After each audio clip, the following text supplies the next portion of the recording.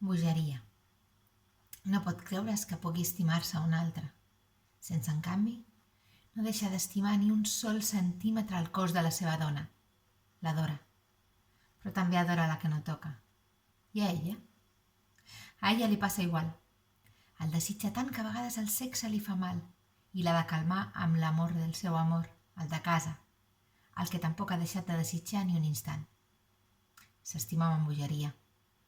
I pensen que realment és una bogeria no deixar-se d'estimar o deixar d'estimar els altres.